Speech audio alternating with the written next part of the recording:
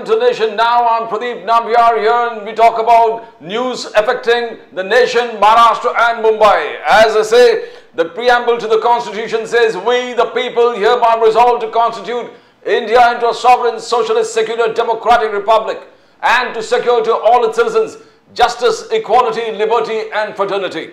The four pillars of our Constitution that reminds all political parties, whatever you do, whichever way you go, the four pillars should be sound, because if the Constitution is preserved, it survives, the nation survives.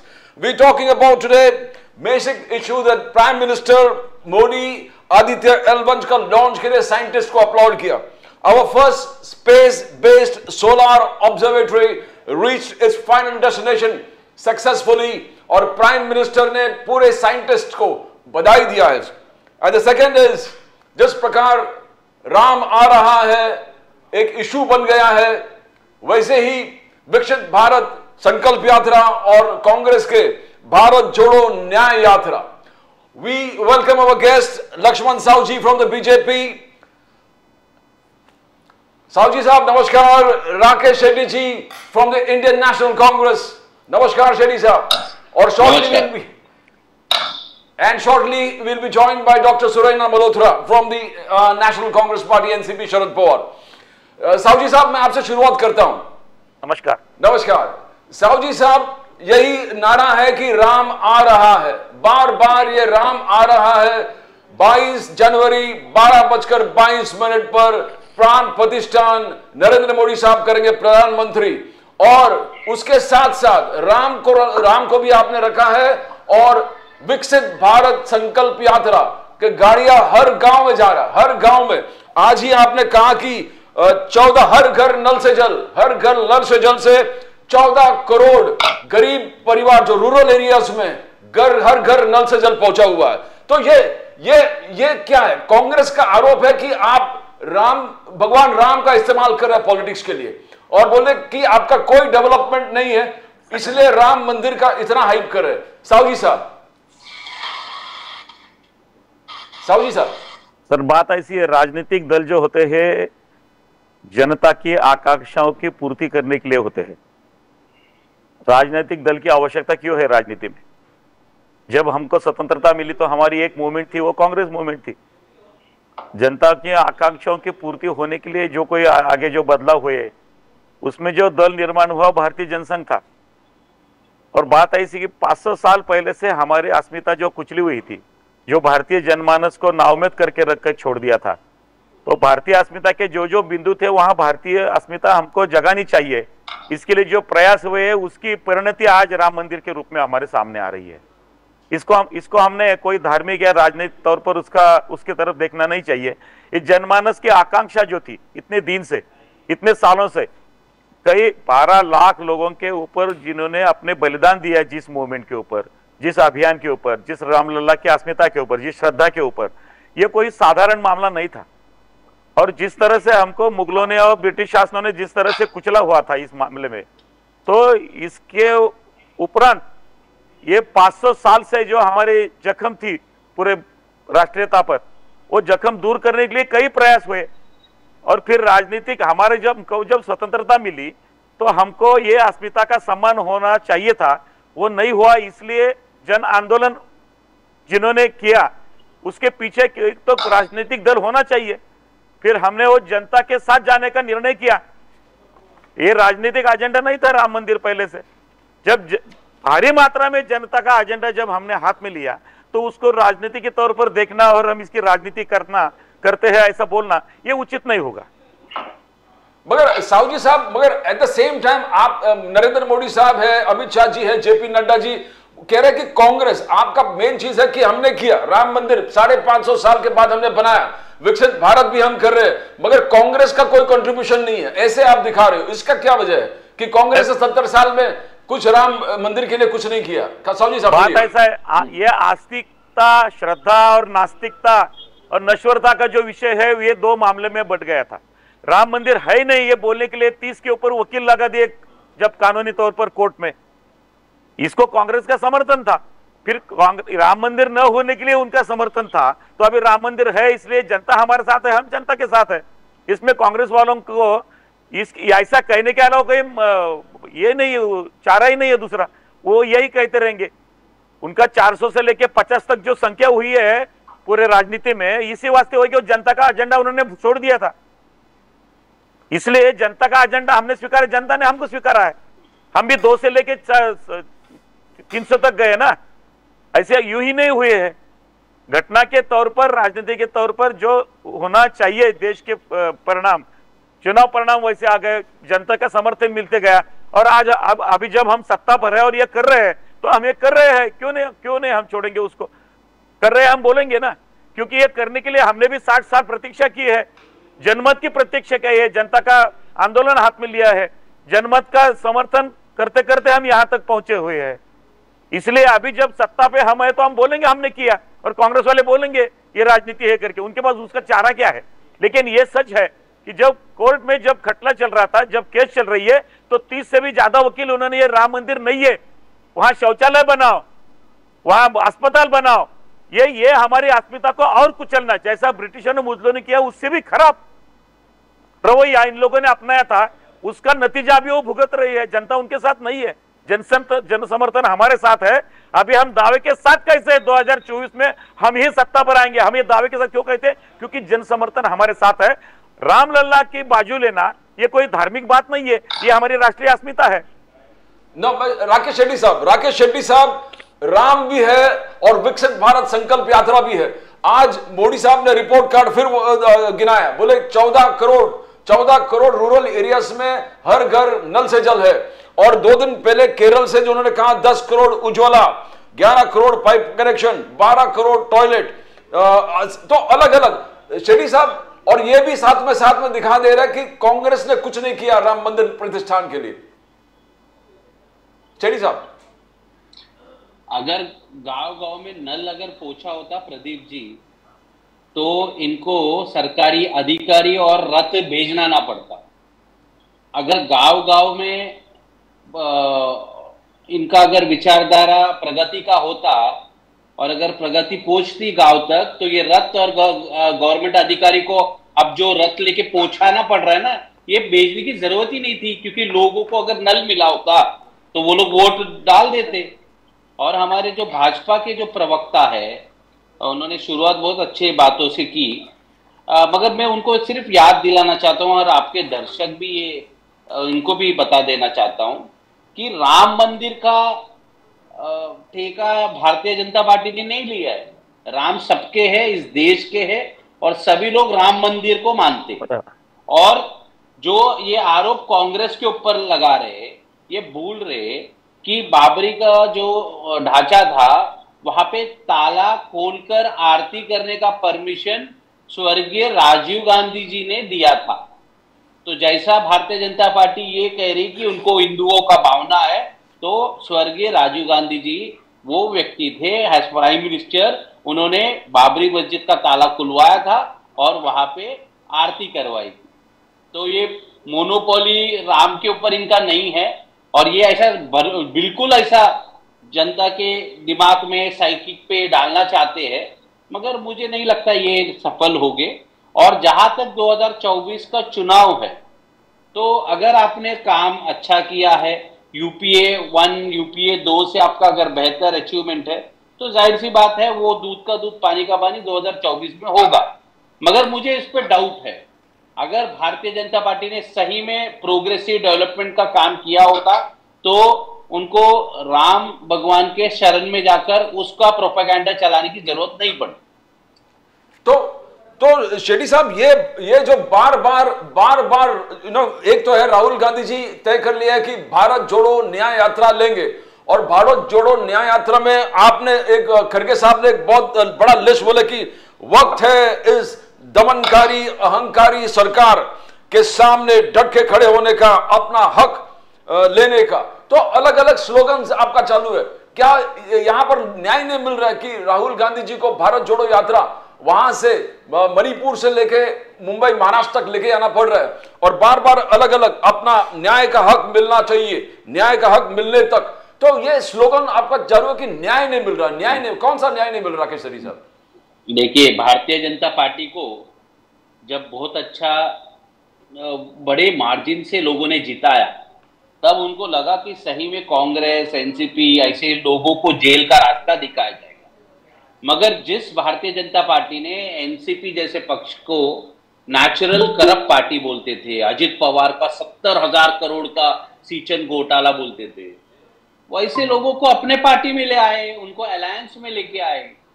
तो अन्याय तो है, और अन्याय Bharatiya Janata party के वोटरों के साथ भी है। और दूसरी बात, हमारा जो ये भारत जोड़ो न्याय यात्रा है, इसका शुरुआत मणिपुर से हो रही है। प्रधानमंत्री जी बड़े बड़े बात करते हैं कि मैंने यूक्रेन रशिया का एक फोन कॉल पे हमने वॉर रुका दिया, पैलेस्टाइन इजराइल मामले को हमने सुलटा दिया। आप मणिपुर नहीं जाते। खास प्रधानमंत्री जी वहां पे 7 महीने तक लोगों के ऊपर अत्याचार हो रहा है, अन्याय हो रहा है। इसलिए तो राहुल जी जा रहे हैं, क्योंकि प्राइम मिनिस्टर आपको लोगों ने वोट दिया है, वहां पे आपकी सरकार है, तो आपको जाना चाहिए। शख्स मलिक का जो प्रकरण है, आप पूरे देश ने, पूरे दुनिया ने देखा, जिन लड़कियों ने इस देश के लिए गोल्ड मेडल लेके आए, उनके साथ आप खड़े रहते नहीं है। आप जिसके ऊपर पॉस्को का आरोप है, आप राम का नाम लेते हैं, बट उनका आदर्श भी तो पालन करिए। सीता मैया को अगवा करके रावण ले गया, तो ये पूरा रामायण उसके ऊपर लिखा गया और बताया गया कि अगर महिला को छूने से क्या होता है। और यहाँ पे दिन दहाड़े महिलाओं के ऊपर अत्याचार हो रहे। बीएचयू आईआईटी के कैंपस में आपने देखा, भारतीय जनता पार्टी के युवा मोर्चा के लोग, उनके सोशल मीडिया के हेड किस तरह गन पॉइंट पे महिलाओं के ऊपर बलात्कार कर रहे हैं, और उनको संरक्षण देने की काम भारतीय जनता पार्टी की पुलिस कर रही है वहां पे। तो क्यों अभी 90 दिन लगते हैं आपको आरोपियों को अरेस्ट करने को? तो अन्याय तो है, और इसका जवाब बराबर से जनता लेगी। साहू जी साहब, आज खड़गे साहब ने यह बोला है कि प्राइम मिनिस्टर मोदी लक्षद्वीप में गए थे, लक्षद्वीप गए, मगर प्राइम मिनिस्टर मोदी मणिपुर नहीं गए। प्राइम मिनिस्टर मोदी साहब का कहना है कि मैं लक्षद्वीप गया था, करीबन 11,000 करोड़ का प्रोजेक्ट लेके वहां पर गया टूरिस्ट के लिए, मगर हमारे पहले जो परिवारवाद वाले प्राइम मिनिस्टर थे, उनका कहना राजीव गांधी पिकनिक में गए थे, हॉलिडे में गए थे। मगर खड़गे साहब ने आप पे आरोप लगाया कि आप जब लक्षद्वीप जा सकते हो तो आप मणिपुर क्यों नहीं जाते? साहू जी साहब, लक्ष्मण साहू जी साहब। एक तो मैं हमारे कांग्रेस के प्रवक्ता को हम उनका अभिनंदन करना चाहता हूं कि उन्होंने सीता मैया को सीता मैया जाना, और रावण ने अत्याचार किया था ये भी मान लिया। कम से कम सीता मैया थी, सीता मैया है, सीता मैया की जज्बात है, ये उन्होंने मान लिया। ये बहुत मुझे अच्छा लगा अभी, क्योंकि इसके ऊपर बहुत विवाद हुए थे कि रामायण काल्पनिक है, राम काल्पनिक, तो सीता मैया ओरिजिनल थी। तो अभी एक कांग्रेस का जो रवैया बदलने जा रहा है, ये हमारे राष्ट्रीयता के लिए अच्छी बात है। लेकिन दूसरी जो बात चल रही है राजनीति के तौर पर, प्रधानमंत्री जी जो है 10 साल उनका पूरा राजनीतिक और प्रशासकीय जीवन सब लोगों के सामने है। और जब हर महीने के आखिरी सप्ताह में हर रविवार को जो बात करते हैं मन की बात में, जिन्होंने 9 साल में ये सब नजारा देखा है 2015 से लेकर आज तक, तो उसमें उनका रवैया बहुत अच्छी तरह पब्लिक के पास पहुंच गया है। उनके लिए 140 करोड़ लोग सब बराबर है, कोई ऊंच नीच नहीं है, कोई भेदभाव नहीं है, कोई छूत अछूत नहीं है, और कोई देश कोई राष्ट्र भी। अभी सर 12 जनवरी में हमारे महाराष्ट्र में युवा महोत्सव होने जा रहा है। 28 प्रदेश और 8 केंद्र शासित प्रदेशों से 36 इलाकों में से देश के भागों से यहाँ युवा खेल करने के लिए, कल्चरल कार्यक्रम करने के लिए आ रहे हैं। हर 12 जनवरी को राष्ट्रीय युवा दिन हम मनाते हैं। हमारे श्रद्धेय विवेकानंद जी का स्मरण करते हैं उनकी जयंती के दिन पर, तो उसमें मणिपुर के भी लोग आने वाले हैं। तो हम पूरी भारत को एक साथ देखना चाहते हैं, और हमारा रवैया वही है। हमने जहां जहां कोई कुछ सुधार करने के प्रयास किए, वहां जो अपने विरोधी दल है वो किस तरह से सामने आते हैं, किस तरह से पेश आते हैं, सब लोगों ने 10 सालों में देखा है। इसलिए मणिपुर की समस्या का चर्चा अगर करनी है तो पूरी तरह करनी पड़ेगी। किसकी वजह से यह मामला सामने आया है, किसकी वजह से वहां की समस्या बढ़ गई है? हमारी वजह से नहीं बढ़ी है, ये इनकी देन है कांग्रेस वालों की मणिपुर की समस्या। और जब प्रधानमंत्री प्रोग्राम में लेंगे तो मणिपुर भी जाएंगे, उसमें क्या है? तो लक्षद्वीप गए इसलिए दूसरे 25 प्रदेशों में नहीं गई है, ये बोलने में कोई मतलब नहीं रहता है। Welcome doctor Suraina Malhotra ji from the NCP. Sharad Pawar ji, welcome to the show doctor Suraina Malhotra. Shetty साहब, before I come to you, I just go to doctor Suraina Malhotra ji. Malhotra ji, Sharad Pawar साहब ने भी कहा कि भगवान राम मंदिर का प्राण प्रतिष्ठान, मंदिर का पुनर्निर्माण, मोदी साहब बहुत ज्यादा एक्टिवली इन्वॉल्व हो गए और मोदी, उन्होंने कहा कि शायद डेवलपमेंट प्लान कुछ एजेंडा सामने दिखा नहीं है, पूरे 9 साल या 10 साल में जितने किए वो गिनाने के लिए कुछ नहीं है, इसलिए राम मंदिर पे ज्यादा स्ट्रेस कर रहे हैं। Do you believe Sharad Pawar साहब was right when he said that, doctor Suraina Malhotra? Definitely, first of all I would like to make it clear that Ram Mandir का होना इट्स अ गुड थिंग। लोगों को जब जहां जाना है, अपना विश्वास प्रकट करना है, ये अच्छी बात है। मगर राम मंदिर जिस स्पीड से हुआ, राम मंदिर की स्थापना जिस स्पीड से हुई, उसका काम जिस स्पीड से हुआ, हम एक्सपेक्ट करते हैं एज ए भारतीय नागरिक कि बाकी जो रियल जो मुद्दे हैं उनका काम जो फास्ट क्यों नहीं हो रहा है, उनका काम फास्ट क्यों नहीं हो रहा। अभी मैं चर्चा भी सुन रही थी कि मणिपुर के मामले में तो इतना फास्ट काम राम मंदिर के लिए कर सकते हैं, तो उतने ही फास्ट आप जो मणिपुर में जो लोगों को गरज है वहां आप पहुंच नहीं सकते क्या?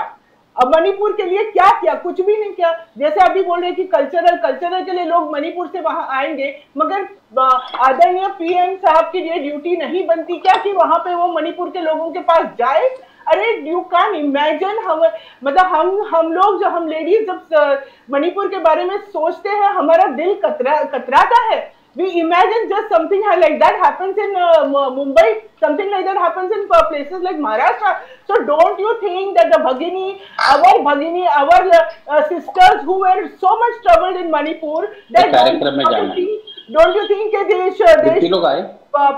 PM मोदी जी उनको वहां जाना चाहिए था? बल्कि कांग्रेस के राहुल गांधी जी भी वहां गए, ये यंगस्टर है। ये I would like to make it clear over there. क्या हुआ? तो साहू साहब, before come to you, Shetty साहब, इवन राहुल गांधी जी ने कहा कि बीजेपी महिला विरोधी है, बट प्राइम मिनिस्टर मोदी ने कोची में वो पूरे गिन के बताया कि महिला सशक्तिकरण और महिला एम्पावरमेंट के लिए बीजेपी ने क्या क्या किया। राइट फ्रॉम उज्ज्वला योजना, पाइप कनेक्शन, शौचालय बना दिया, सैनिटरी पैड्स 1 रुपए में दे रहा, 60 लाख केरला वुमन को उन्होंने बैंक अकाउंट खोलने का मदद कर दिया। तो ये सब Now, can you negate it? Modi साहब, देखिए मैं नरेंद्र मोदी जी के बारे में पूरा देश जानता है और मैं किसी व्यक्ति का पर्सनल जीवन पे नहीं जाता, मगर आप देखिए महाराष्ट्र के अंदर 2.5 साल तक हमारी सरकार थी, उसके बाद 1 साल तक हमारे देवेंद्र फडणवीस जी डेप्यूटी सीएम थे, एकनाथ शिंदे चीफ मिनिस्टर थे। 1 साल तक कोई महिला को मौका नहीं दिया गया। अभी अदिति तटकरे जी को मंत्री बनाया गया। आप आरएसएस में देख लो, उधर महिलाओं के लिए कोई स्थान नहीं। और आज अगर आप इनका ओवरऑल महिलाओं के प्रति इनका जो काम देखोगे, जैसे साक्षी मलिक के ऊपर अत्याचार हुआ, वो जब बाहर आके खुल के बोल रही है तो उनको आप पॉलिटिकल रंग में रंगने का कोशिश किया जा रहा है। हमारे मणिपुर में 2 महिलाओं पे हम सब ने देखा ना, निर्वस्त्र करके उनको जलाया गया, रेप करके। यार नरेंद्र मोदी जी में इतना हिम्मत नहीं है कि बाके उनको डिफेंड किया जाए, वहां के मुख्यमंत्री को बदल दिया जाए। आप एक शब्द नहीं बोलते महिलाओं के ऊपर अत्याचार होने के बाद। अरे वो जो राम रहीम जिनके ऊपर पॉस्को का मामला चल रहा है, उसको बार बार बेल दिया जाता है वहां पे, तो किधर सुरक्षित है? अभी बीएचयू में हुआ, भारतीय जनता पार्टी के 3 युवाओं लोग ने जो दुष्कर्म किया, गन पॉइंट पे रेप किया वो लड़की का, और एजुकेशन इंस्टीट्यूशन के अंदर घुस के। और आप कहते हो उत्तर प्रदेश में बहुत हम लोग लॉ एंड ऑर्डर है और ये ऐसे आप बात करते हो, कहाँ पे है लॉ एंड ऑर्डर? कहाँ पे प्रोटेक्शन दे रहे हैं आप महिलाओं को?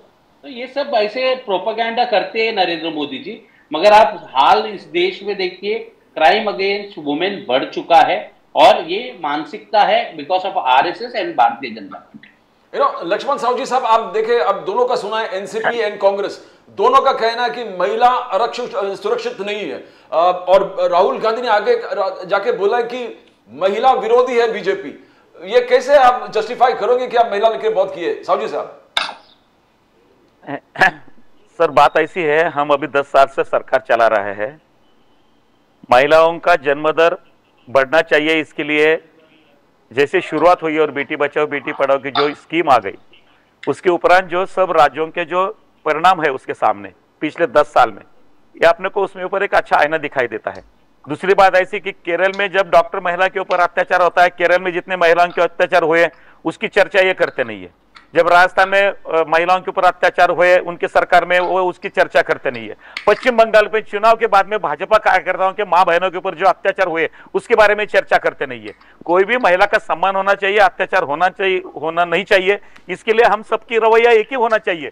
जहां उनकी सत्ता है वहां अत्याचार हुआ है तो उसकी चर्चा नहीं, और मोदी जी के ऊपर बोलने के लिए तुम्हारे पास कोई मुद्दा नहीं है, इसलिए मणिपुर लगे रखते हैं। और मणिपुर के बारे में भी जितना हमने उधर सुधारना के लिए जितना प्रयास किए हैं, इन्होंने 50 साल में नहीं किए हैं।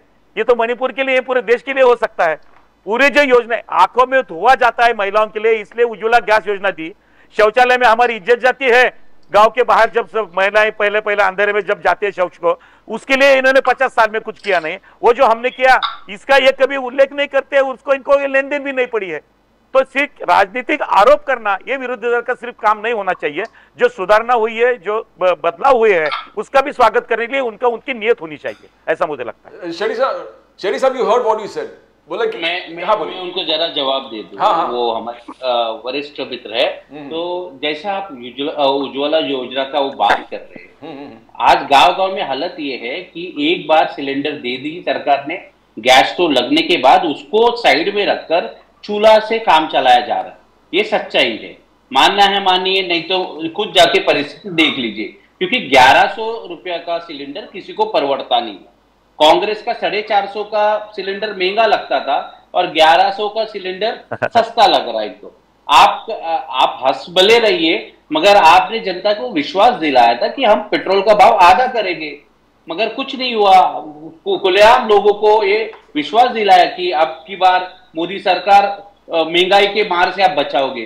किधर है महंगाई? आप देखो ना, inflation rate is all time high. Practical बात करिए सर, तो आपको पता चलेगा उज्ज्वला योजना आपका फेल हो चुका। आपने दिया सिलेंडर, योजना अच्छी थी, मगर उसका रेट अगर आप 450 पे ले आते तो उसका उपयोग किया जाता। 1100 में कोई उसका लाभ नहीं ले पा रहा है। वापस चूल्हा में महिलाओं ने अपना काम करना शुरू कर दिया, और जो गैस सिलेंडर और जो चूल्हा था वो भी मार्केट में बंगाल वाले के पास बेच दिया।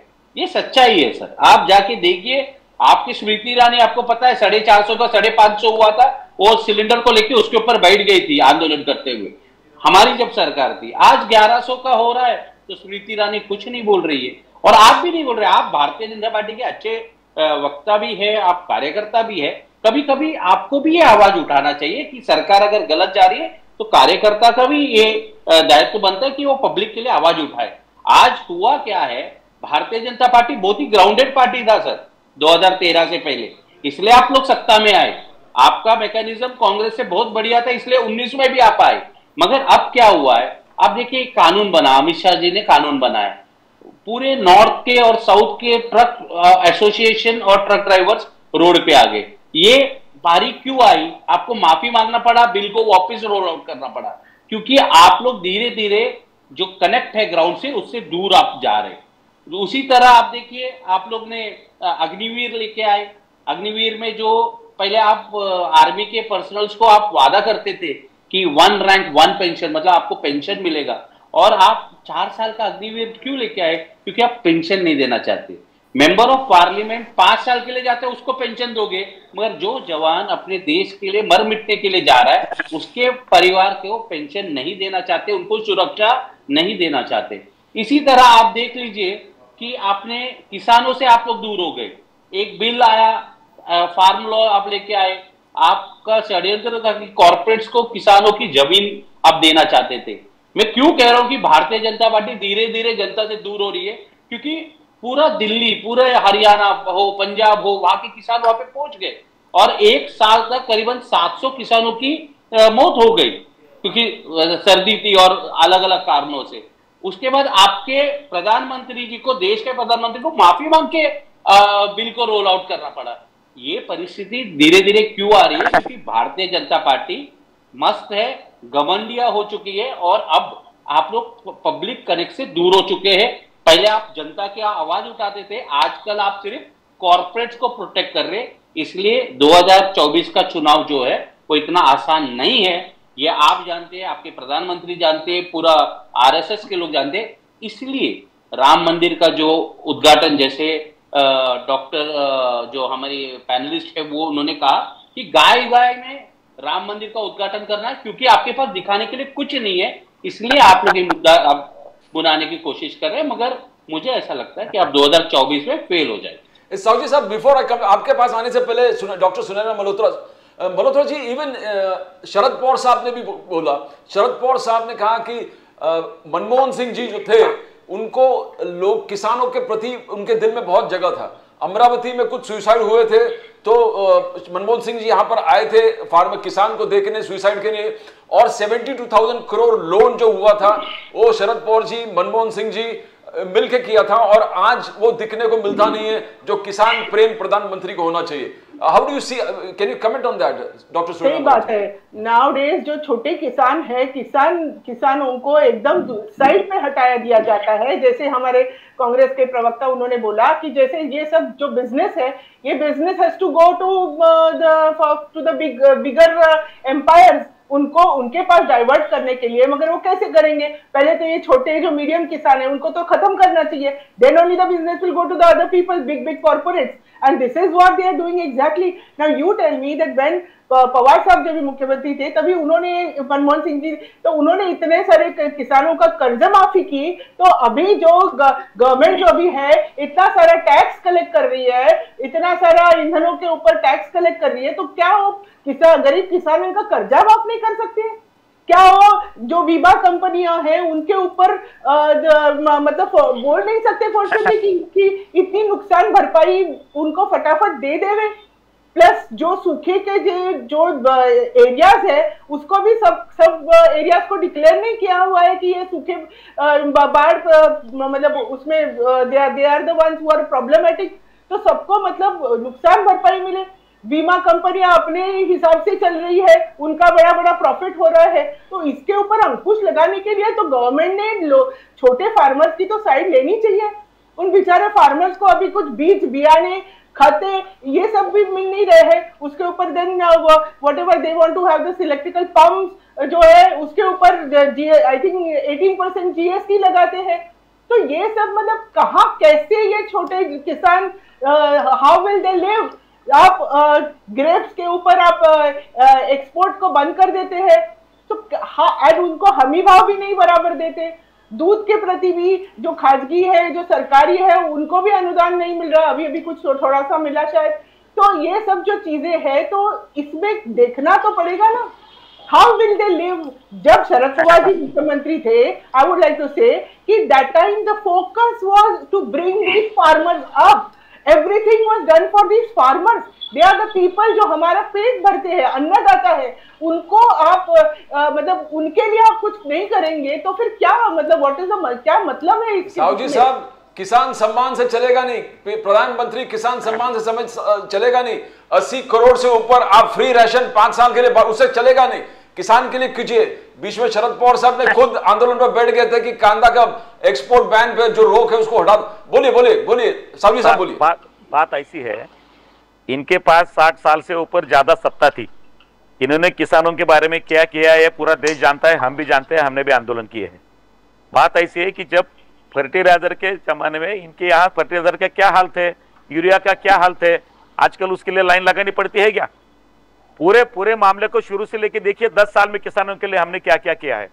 कोई बीमा योजना हो, इसका सोयल कंजर्वेशन का काम हो, चाहे कुछ भी हो, किसानों के लिए जो अलग चैनल चलता है, रोज के रोज मालूम पड़ता है दुनिया में किसानों के बारे में क्या चल रहा है। राजनीति करने के लिए इन्होंने राजनीति किया, जो आंदोलन खड़ा किया, हमको 10 काम और अलग करने हैं, इसलिए वो अगर उन्होंने कोई सोचकर कोई पीछे लिया होगा तो इनकी वो जीत नहीं है।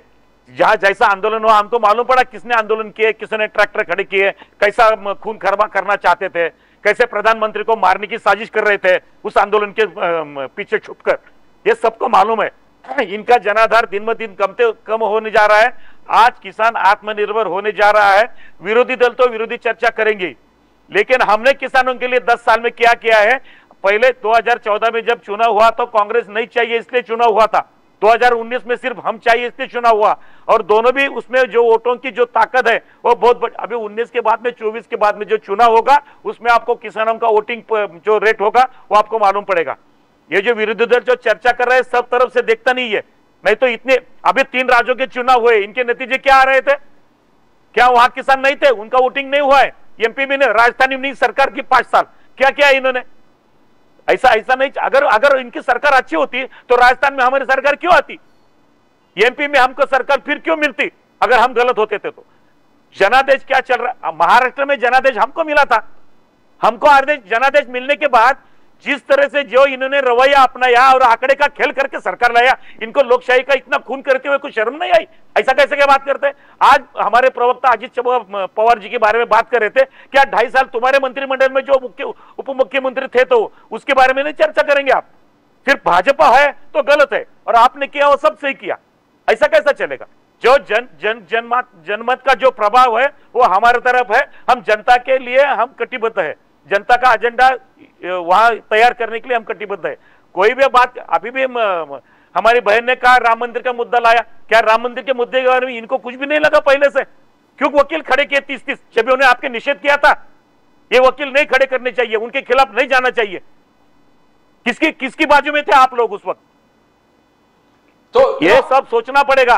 देश की अस्मिता को कुचलने वालों को जनता ने उनकी जगह बता दी है, ये देखना पड़ेगा। सिर्फ टीका करके नहीं होने वाला है। हम जब संघ की बात निकलते हैं महिलाओं के स्थान के बारे में, इनको संघ के बारे में क्या मालूम है? कभी 1 महीना शाखा पर गए हैं, कभी संघ के काम में भाग लिया है, संघ कभी करीब से देखा है? राष्ट्र सेविका समिति क्या काम करती है मालूम है इनको? राष्ट्रीय जरा थोड़ा सा स्टडी कीजिए। एक अंधा ऐनक लगा के चलने का अच्छा ठीक नहीं होगा, एक कलर का। डेमोक्रेसी में देश में क्या क्या चल रहा है वो सभी स्टडी करना चाहिए। संघ के ऊपर संघ की चर्चा करते हैं, संघ का निजी जीवन, राष्ट्राय स्वाहा इदम न मम, संघ का कोई भी बात निजी स्वार्थ के लिए नहीं है। 5-5, 10-10 हजार, 20-20 हजार लोग जब समाज के लिए जब 5-5, 10 साल पूरे घर के ऊपर तुलसी का पन्ना चढ़ाकर जब घर से निकलते हैं, इनके पास एक आदमी है ऐसा जो देश के लिए कुर्बान होने के लिए तैयार है? क्या बात करते हैं आप? संघ के मुंह में नाम लेने के लायक बनो पहले, फिर संघ के ऊपर टीका करो। No, first, Dr. Malhotra, before I come to you, Rakesh Shetty साहब, you heard what he said. 3 state में जो जीता है, that is mandate for the people की, बोलिए राकेश शेट्टी साहब। देखिए, मैं उनको बता देना चाहता हूँ, वो संघ की बात कर रहे थे, वो भूल रहे कि मैं अखिल भारतीय कांग्रेस सेवा दल का महाराष्ट्र का कार्य अध्यक्ष हूँ। इनका जो संघ के जो संस्थापक अध्यक्ष थे वो पहले 2023 में सेवादल का जन्म हुआ, 2025 में हेगड़ेवार जी अलग होकर पहले सेवादल में थे, उसके बाद उन्होंने आरएसएस का स्थापना की। और हेगड़ेवार जी को हम सैल्यूट करते हैं, उनका काम बहुत अच्छा था, बहुत अच्छे थे। गड़बड़ वहां पे हुई सर कि जब आपके गोलवलकर साहब आए, उन्होंने पूरा का पूरा एजेंडा राइट विंग पे चले गए आप लोग, और आप लोग को क्योंकि आप लोग के पास कुछ भी पॉलिटिकल नहीं था, आपको अपना स्थापित करना था। और उस समय में मैं आपको बता रहा हूं, आप लोग जो काकी चड्डी पहनते थे, उसके ऊपर लेदर का बेल्ट पहनते थे, ये पूरा कॉन्सेप्ट मुसोलिनी का है, इटली से आया हुआ कॉन्सेप्ट है। जो क्योंकि वो लेदर था, वो लेदर वाला बेल्ट आप पहनते। आज आप कौन सा बेल्ट पहनते हो सर? आप ये देखिए, उस समय वर्ल्ड में मुसोलिनी था, Mussolini was a hero there, तो उनको फॉलो करके आप लोग ने आरएसएस का शुरुआत किया है 1925 में। तो मुझे मत बताइए, मैं आरएसएस को बहुत ही अच्छी तरीके से जानता हूं। अगर आप लोग सही में देशभक्त होते तो ब्रिटिश का चमचागिरी नहीं करते। आप लोग ने करीब 35 साल तक आपने नागपुर में तिरंगा झंडा नहीं आप लोग ने चलाया, तो ये सब लोग जानते हैं। और आरएसएस का कार्यकर्ता आज भी स्ट्रगल कर रहे हैं। जो लोग दूसरे पार्टी से आपके पार्टी में आया, उनको आप मंत्री बना रहे हो। और आपने कहा कि अजित पवार हमारे साथ 2.5 साल थे, तभी आपको नहीं दिखा। आप सही बोल रहे हो, मगर प्रधानमंत्री नरेंद्र मोदी जी थे ना, जो भोपाल के अंदर खड़े होकर अजित पवार को कोस रहे थे, उनके irrigation scam, cooperative sector scam के बारे में वो बोल रहे थे।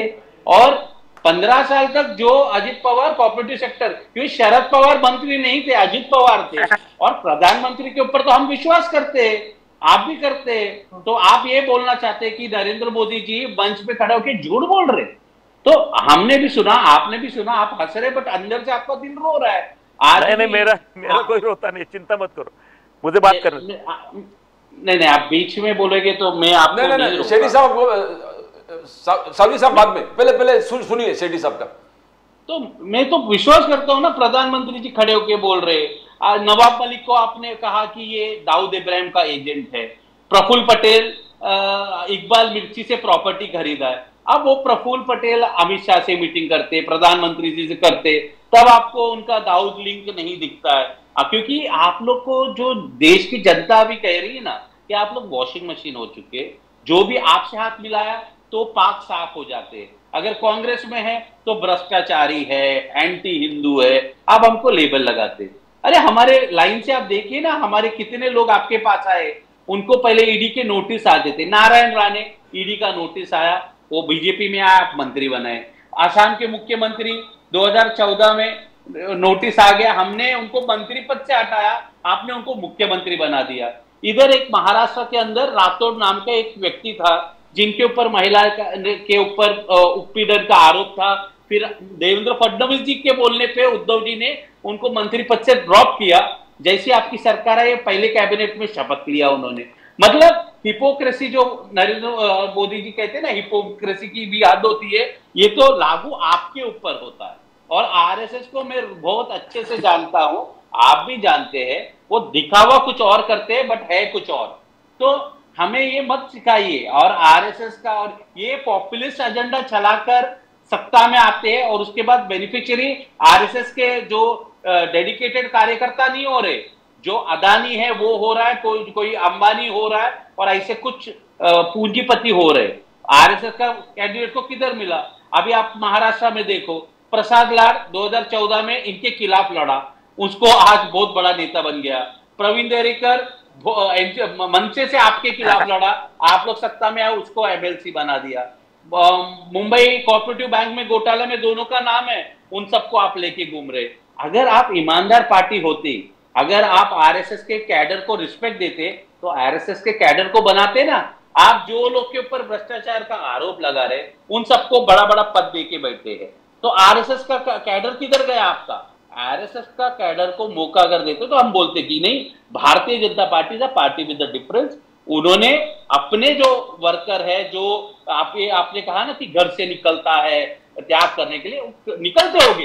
हर पार्टी में अच्छा कार्यकर्ता होता है, अच्छा कैडर होता है। मैं आरएसएस के सब कैडर को ऐसा नहीं कहूंगा, मगर आप आपके कैडर को तो ये देखिए, ओनली बिकॉज पॉलिटिकल कंपल्शन है, इसलिए आप भ्रष्ट नेताओं का जमा अपने पास करके उनको मंत्री बना रहे। This is wrong. और मैं प्रदीप जी को कह रहा हूं, आज आप देखिए, भारतीय जनता पार्टी हमेशा कहती थी कि we are a party with a difference. तो दिखाइए ना, जिस लोगों को पब्लिक ने रिजेक्ट करके आपको सत्ता में लाए, सत्ता में आने के बाद उसी रिजेक्टेड माल को अपने पार्टी में ले लिया, तो पब्लिक के साथ तो धोखा हो गया ना साहब। तो मेरा यही कहना कि आप आरएसएस शाखा में जो अच्छे कैडर है उनको मंत्री बनाइए, और दूसरे पार्टी से भ्रष्ट लोगों को इंपोर्ट करना बंद कर दीजिए। सालवी साहब, मैं आपसे आने से पहले मैं डॉक्टर सुनैना मल्होत्रा जी से, बिकॉज जैसे राकेश शेट्टी साहब ने कहा कि मुसोलिनी से आरएसएस का तुलना, मुसोलिनी इटली, शरद पवार साहब ने कहा है कि एडोल्फ हिटलर, पवार साहब ने कहा कि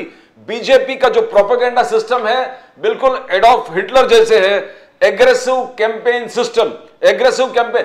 can you throw some light, doctor Sunaina Malhotra ji, इस पर थोड़ा रोशनी डालिए आप। शरद पवार जी जैसे it is an aggressive system only, and whatever anybody goes against them, they bring the they bring the ED, they bring the CBI, what we call ICE, as Supriya Tai always says, they call the ICE. So they bring that attack of ICE, because Hitler used to be the gas attack, and here it is the ICE attack, So this is what it is becoming.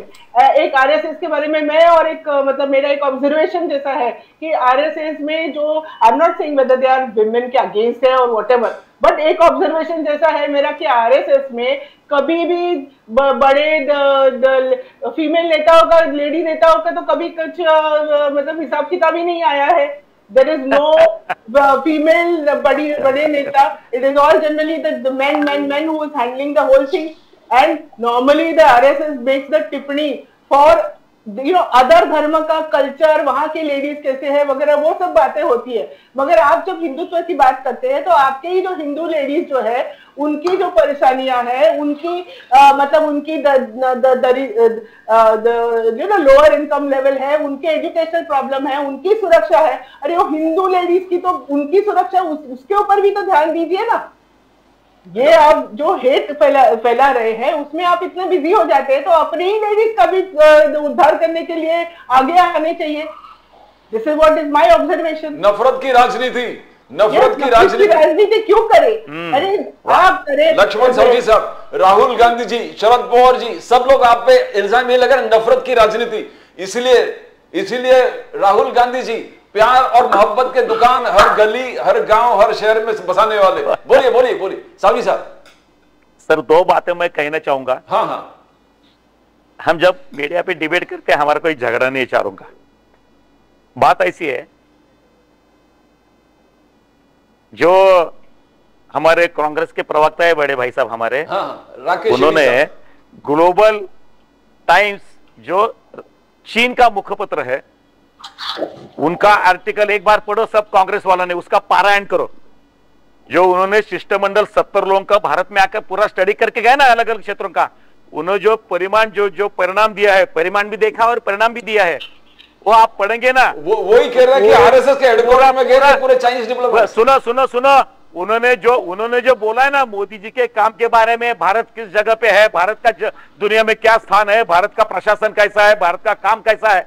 और वो जब Russia का मुखपत्र अभी आप लिखने लगा है हमारे बदलाव के बारे में, जो रशिया में जाकर राहुल गांधी, सोनिया गांधी कोई पद न होते हुए भी जो उधर जाके डॉक्यूमेंट करके आते हैं ना, ये हमने कभी धंधा किया नहीं भाजपा वालों ने।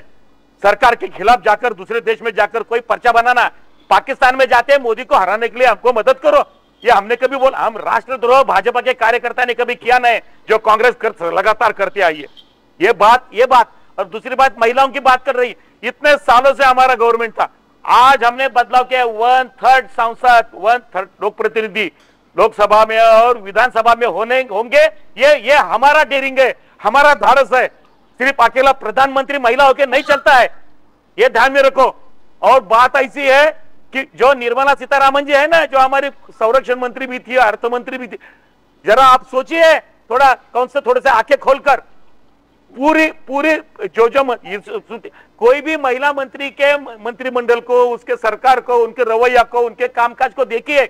और अभी जब 1/3 सांसद लोकसभा में जाएंगे ना, जब इनकी आंखें खुलेंगी कि हमने महिला का सम्मान चाहते हैं, महिलाओं का सम्मान चाहते हैं। यह सिर्फ हमारी स्लोगन नहीं है, स्लोगन बना के नहीं होता है काम। हम देश के स्वतंत्रता के अमृत काल में जा रहे हैं। हम शताब्दी में हमारा भारत कैसा होगा, इसकी दिशा से हम जा रहे हैं। और सबका सम्मान, सबका साथ, सबका विकास, सबका विश्वास और सबके लिए प्रयास, सबके साथ प्रयास, यह हमारा स्लोगन है। ये स्लोगन नहीं है सिर्फ, हम ये जीता जागता हमारा रोज का उदाहरण है। हर क्षेत्र में देखिए, जनधन योजना जब बनाई, आज 52 करोड़ लोगों का पहले अकाउंट खोला, उसमें देखा नहीं कितने महिलाओं का उनका लाभ है? कभी स्टडी किया है? उसमें कोई हिंदू मुस्लिम अलग नहीं किया हमने। कोई धार्मिक आधार पर उधर जनधन का कार्ड नहीं बनाया, बैंकों का अकाउंट कोई धार्मिक आधार पर नहीं बनाया। क्या बात करते? कोई भी योजना देखिए, गैस के लिए हमने कोई धर्म का आधार नहीं लिया। जब बिजली घरों घरों में गई, उसके लिए कोई गांव का या घर का धर्म के ऊपर आधार नहीं लिया है। हर बात में देखिए, हर बात, एक किसानों के बारे में जब हमने कर्ज मुक्ति दी है, कर्ज माफी दी है, दुनिया में, पूरे दुनिया में, भारतवर्ष में, राजनीति में अगर 50 साल में किसी ने कर्ज माफी दी है, वो भारतीय जनता पार्टी जिसके साथ खड़ी है, वहां कर्ज माफी हुई है। क्या किसानों की बात कर? समाज के हर वर्ग के लिए जो हमारी सरकार जिस रफ्तार से चल रही है, ये जनाधार बढ़ते जा रहा है। सब लोग हमारे साथ आ रहे हैं। ये जो विरोधी दल वाले हमारे भाजपा में आते, वो क्या सिर्फ भाजपा लेने के लिए तो उनको तैयार है क्या? वो उनके नेताओं के ऊपर जो विश्वास कम हुआ है, जो अविश्वास बढ़ा है, उसके लिए उनका दल छोड़ने के लिए वो तैयार है। सरकार में मंत्री होते हुए भी लोगों ने सरकार छोड़ दी, और क्या चाहिए आपको? और आप बात करते हैं हम अवसरवादी है। अवसरवादी तो आप है। इसलिए कोई भी बात के ऊपर जब डिबेट पे आते हैं तो स्टडी करके बोलना चाहिए। नहीं, मैं शेडी साहब के पास जाऊंगा। तो उन्होंने शरद पवार जी को कोट किया था, वो शरद पवार, शेडी साहब you heard China praising India, मगर राहुल गांधी जी, मल्लिकार्जुन खड़गे साहब ने कहा कि आरएसएस हेडक्वार्टर में चाइनीज डिप्लोमेट्स गए, क्या डील है आरएसएस? देखिए मैं आपको बताता हूं, अभी कांग्रेस पे तो इनको विश्वास है नहीं। इनके खुद के पार्टी के राज्यसभा के सांसद सुब्रमण्यम स्वामी जी का ये कहना है कि गलवान वैली में करीबन 4000 स्क्वायर किलोमीटर जमीन चाइनीज ने घुसपैठ कर चुके हैं। प्रधानमंत्री जी कहते हैं कि नहीं, कोई घुसपैठ नहीं हुआ है। आज वहां के लोगों का कहना है कि पहले जो लोग जहां तक अपना एक्सेस था, अब चाइनीज वहां पे गांव बना रहे। मैं नहीं कह रहा हूं, मेरे पे विश्वास क्यों करोगे, मैं तो कांग्रेस का हूं।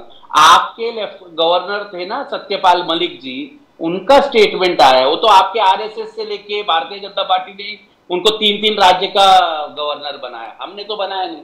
उनका कहना है, तो हम पे विश्वास मत करो, बट अपने पार्टी के जो लोग हैं, सुब्रमण्यम स्वामी तो आज भी बीजेपी में है, वो तो खुलेआम बोल रहे हैं। आज आपको एक स्थिति बताता हूं, स्टेनलेस स्टील का जो हमारे सबसे ज्यादा प्रोडक्शन गुजरात में होते हैं, 40% लोगों ने अपना धंधा दुकान बंद कर चुके हैं, क्योंकि पिछले 8 महीने से मेजर इंपोर्ट हो रहा है चाइना से स्टेनलेस स्टील का, जिसके कारण इंडिया में मैन्युफैक्चरिंग यूनिट बंद हो चुकी है। ये रिपोर्ट आप जरा पढ़िए, आज के टाइम्स ऑफ इंडिया का रिपोर्ट है, स्टडी है।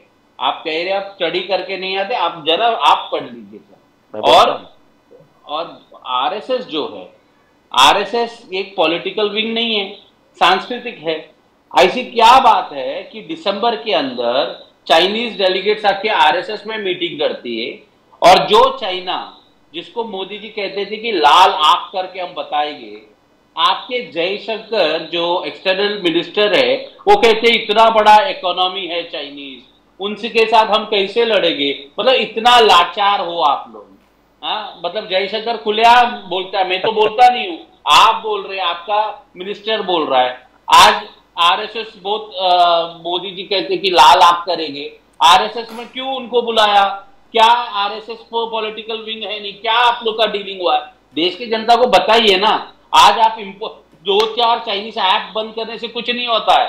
आप देखिए कितना फाइनेंशियल डेफिसिट हो गया चाइना और इंडिया के बीच में। जो चाइना अपने वहां पे आर्मी पर्सनल्स को मार रहा है, आप उनके साथ ट्रेड कर रहे हैं। रोक के बताइए ना वो ट्रेड हो आप उनके साथ। एक तरफ से आप लोगों को बेवकूफ बनाते हैं कि हमने उनका चाइनीज ऐप बंद कर दिया, पबजी बंद कर दिया, वो छोटे छोटे, और इंपोर्ट इतना बड़ा है। आज स्टेनलेस स्टील का, आप गुजरात का हालत में बता रहा हूं सर, आप घर पे हो गए तो टाइम्स ऑफ इंडिया बढ़ के वो आर्टिकल पढ़िए, 35% इंडस्ट्री तप हो चुकी है इंडिया में। तो ये क्या है कि आप चाइनीज को एक हाथ से कुछ दे रहे, इसलिए आपका गुणगान गा रहे, और उनको तो अच्छा लगेगा ना। अगर चाइनीज ने 4000 किलोमीटर अगर हमारे यहाँ पे घुसपैठ किया है, और अगर देश का प्रधानमंत्री ये कह रहा है कि कुछ घुसपैठ नहीं हुआ है, तो फिर वो तो आपका तारीफें पड़ेगी। तो इसमें कोई बड़ी बात नहीं है।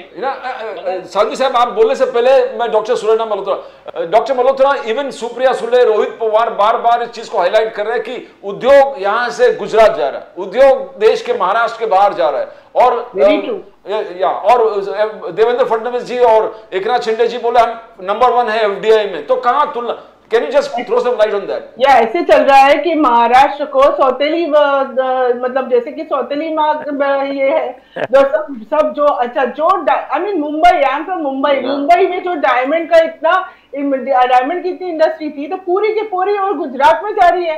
बीकेसी की शान थी डायमंड इंडस्ट्री, यू नो, पूरा का पूरा वहां जा रहा है। मेरे को ज्वाइन करना पड़ेगा सर। बोलिए डॉक्टर मल्होत्रा, बोलिए doctor Malhotra. Tata Airbus, then Telsa, the electrical car that is going over there. Then the smart city is also over there. So many things are going over there. So I mean, why Maharashtra को सौतेली ये क्यों मिल रही है? हाँ, क्यों महाराष्ट्र का उद्धार नहीं होना चाहिए? महाराष्ट्र की प्रगति नहीं होनी चाहिए? अभी तो देख पानमुड़ी का भी जो टूरिज्म है वो भी वहां जा रहा है। अभी शिंदे बोले कि नहीं नहीं वहां नहीं होगा, वो अलीबाग में ही रहेगा। अभी देखते हैं क्या होता है। बट जो भी चीज आती है तो वहां पे जाती है। ऐसा क्यों? महाराष्ट्र अभी कितने टाइम से महाराष्ट्र कितने लोअर स्तर पे आ गया है। मुंबई भी इकोनॉमिक हेड है तो कहाँ, मतलब why is all this happening? don't we deserve something good? Don't we deserve a proper treatment, Maharashtra? Yes Sahu ji साहब, ये तो बोलना ही पड़ेगा। आप लाल आंख दिखाने वाले थे चाइना को, जैसे शेट्टी साहब ने कहा, लाल आंख दिखाने वाले थे। कुछ नहीं हुआ, आरएसएस गले मिल रहे चाइना के डिप्लोमेट से, वो भी आरएसएस के हेडक्वार्टर में, और जैसे उद्योग बाहर जा रहे, इसके लिए तो बहुत चिंता का विषय है। साहू जी साहब। सर बात ऐसी है, हमारी जो स्लोगन है वसुधैव कुटुंबकम, हम पूरी दुनिया को साथ में जोड़ने का प्रयास कर रहे हैं। हम अभी एक दुनिया की शक्ति बोलकर भारत उभर कर आ रहा है, तो भारत के साथ हर कोई रिश्ता अच्छा करना चाहता है। दुनिया के कोई भी, चाइना भी अपने साथ रिश्ता भी अच्छा करना चाहता है। हम कोई चुपके से चाइना में जाकर कोई करार करने वाले नहीं है, जैसे सोनिया जी और राहुल जी जाते हैं। वो उनका डेलीगेशन यहाँ आके हमने ये जो बदलाव किया है, जो रफ्तार स्पीड पकड़ी है सुधार की, उसका स्टडी करने के लिए वो आ रहे, तो चर्चा कर रहे हैं ये ऐसा कैसा हो गया। ये आने का और मिलने का मकसद अलग अलग है। राहुल गांधी का, सोनिया गांधी का चुपके से जाके मिलना और उनका शिष्टमंडल भारत के आकर हमको मिलना, इसमें बहुत जमीन आसमान का अंतर है। जब सुब्रमण्यम स्वामी जी की बात करते हैं तो सुब्रमण्यम स्वामी जी ने नेशनल हेराल्ड के बारे में क्या किया है, जमानत पे बाहर है, इस भूलो मत आप। सुब्रमण्यम स्वामी की एक ही बात क्यों दोहराते हो आप? सुब्रमण्यम स्वामी की बात नेशनल हेराल्ड के बारे में चर्चा करो। क्या होगा यार, क्या दुनिया के सामने क्या आना है, क्या स्पष्टीकरण है आपका, क्या ट्रांसपेरेंसी है उस डील में, व्यवहार में? ये देश के एक बड़ी पार्टी से ये उम्मीद नहीं थी जो 50-60 साल सत्ता में रही। इसके बारे में भी सोचना पड़ेगा।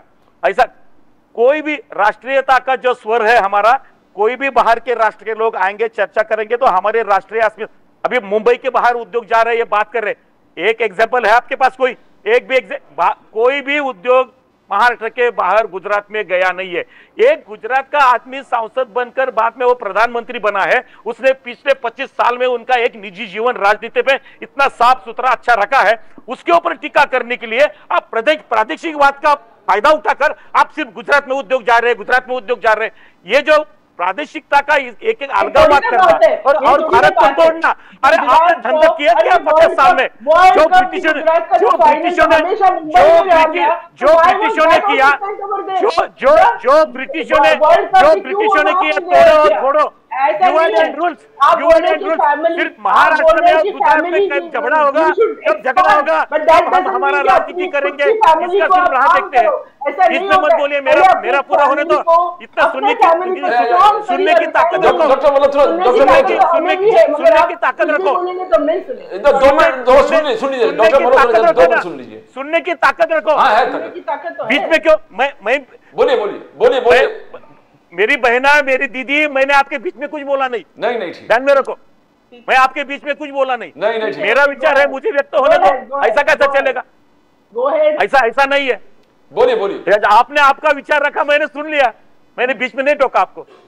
बोलिए संजय, बोलिए।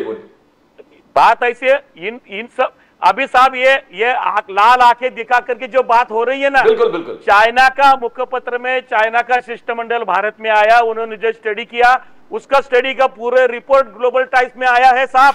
अभी आप देखिए, और उन्होंने मोदी जी की जो सराहना की है, भाजपा गवर्नमेंट की जो सराहना की है, भारत के बदलाव के बारे में जो कहा है, भारत आजकल एक देश की, दुनिया की बड़ी शक्ति बोलकर उभर रहा है, ये सब गुणगान रशिया के मुखपत्र ने आज किया है। ये बदलाव है, ये हमने विश्वास जताया, हमने काम किया, हमने रिजल्ट दिया, इसके लिए हो रहा है। दुनिया हमारे नजदीक आ रही है और हमारे राजनीतिक दल सिर्फ राजनीति में अटके हुए है। खुद का एजेंडा बनाओ, पब्लिक का विश्वास संपादन करो, डेमोक्रेसी में सबको हक है। लेकिन हमने जो किया है, बुरा किया है। जो इतने बड़े ब्रिज हुए हैं, जितने टनल हुए हैं, जितने रास्ते हुए हैं, जितना जर्नी आसान हुआ है, ये कैसे हुआ? ये अभी हुआ है, इससे पहले नहीं हुआ। ये लोग बोल, दुनिया का सबसे बड़ा ब्रिज, दुनिया का सबसे लंबा, अभी जो समुद्री मार्ग बनने जा रहा है, ये जो सुधारणाएं हो रही है, ये कोई ऐसे नहीं होते। पहले हमारा हर हाथ को काम, हर खेत को पानी, ये एजेंडा से हम आगे आए हैं। हमको सिर्फ राम मंदिर के लिए चर्चा में लाते हैं। राम मंदिर तो हमारा आस्था श्रद्धा का विषय, हमारे राजनीति का मुद्दा नहीं है। चर्चा की शुरुआत इस मुद्दे से हुई थी। समापन में ये देखना चाहिए कि हम कौन सी दिशा से जा रहे हैं। ऐसा नहीं होना चाहिए। हम देश के लिए है, हमारे लिए राष्ट्र सर्वोपरि है। हम राजनीतिक दल सिर्फ राजनीति करने के लिए राजनीतिक क्षेत्र में काम नहीं करते हैं। 3 पीढ़ियां हमने विरोधी दल बोल के काम किया है, लेकिन हमने कोई दूसरी देश के साथ जुगाड़ करके हमने बोला नहीं है यहां कांग्रेस हराने के लिए हमको मदद करो करके। हमने यहां के लोगों का विश्वास संपादन किया है। पाकिस्तान में कितने लोग नेता गए, कितने वीडियो प्रसारित हुई है, बोला नहीं उन्होंने मोदी जी को हराने के लिए हमको भारत का मुसलमान भी इनके साथ में अभी नहीं है। आपको 2024 के चुनाव में दिखाई देगा मुसलमान वोटिंग पर, वो भी देश की विकास धारा में आना चाहते हैं। आज तक इन्होंने डिवाइड एंड रूल जो ब्रिटिशों ने किया वही आगे कांग्रेस ने किया, ये अभी चलेगा नहीं। 2000 चुनाव के बाद में देश में अखबारों ने बोला था the end of the British government in India.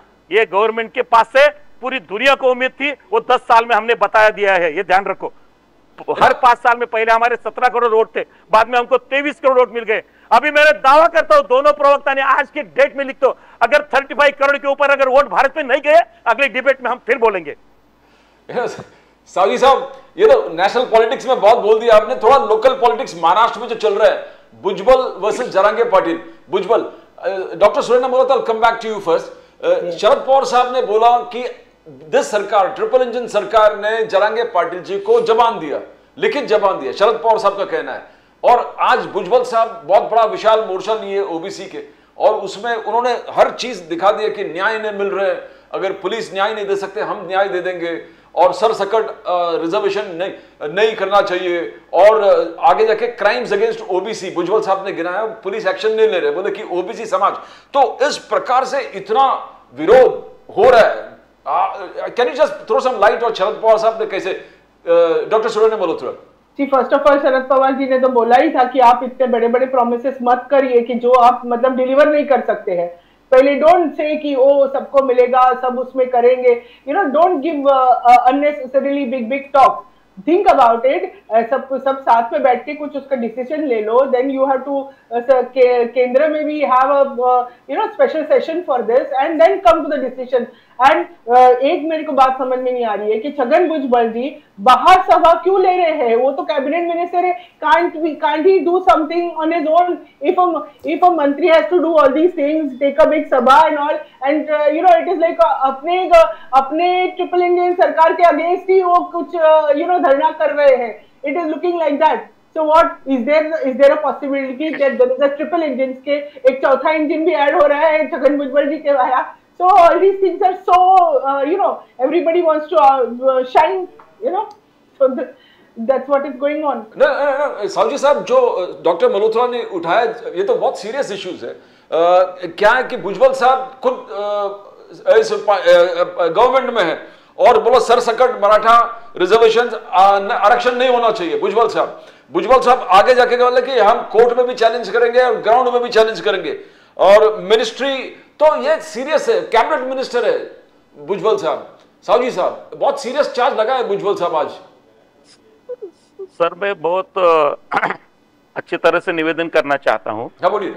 कि भारतीय जनता पार्टी का जहां तक सरकार में शामिल होना है, चाहे भाजपा की इंडिपेंडेंट सरकार हो या भाजपा के साथ में दल हो, भाजपा का रवैया एक है, समाज में झगड़ा होना नहीं चाहिए, सबको समान न्याय मिलना चाहिए। अभी बात ऐसी है, जो झगड़े उभर कर आते हैं ना, इसकी राजनीति पीछे क्या चल रही है ये भी थोड़ा बहुत सोचना चाहिए। जब देवेंद्र जी फडणवीस मुख्यमंत्री बने ना, 50 साल में ही उनको आरक्षण देने के लिए समय नहीं मिला इनके नेताओं को।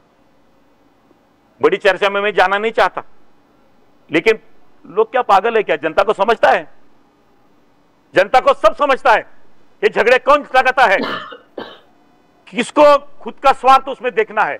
लेकिन फिर भी आज हमारे देवेंद्र जी हो, आज हमारे एकनाथ जी शिंदे मुख्यमंत्री है, देवेंद्र जी है, अजित दादा जी है, जो हमारी सरकार चल रही है, वो मराठा आरक्षण के लिए भी कटिबद्ध है और ओबीसी को भी नाराज करना नहीं चाहती है। हमको सब समाज को साथ में लेकर आपको आगे जाना है, हम किसी में झगड़ा नहीं चाहते। लेकिन इसमें झगड़ा करने वाले जो लोग हैं ना, जब सत्ता भाजपा में आती है, जब भाजपा सत्ता में होता है, तो ये झगड़े ज्यादा उभर कर आते हैं। ये लोग भूलते नहीं है, ये ध्यान में रखो, और इसके आगे के चुनाव में आपको इसका नतीजा भुगतने को मिलेगा। आप कितना भी देखो, महाविकास आघाड़ी का जो जमा करना इकट्ठा होना चालू है ना, क्या उनका किसके लिए है?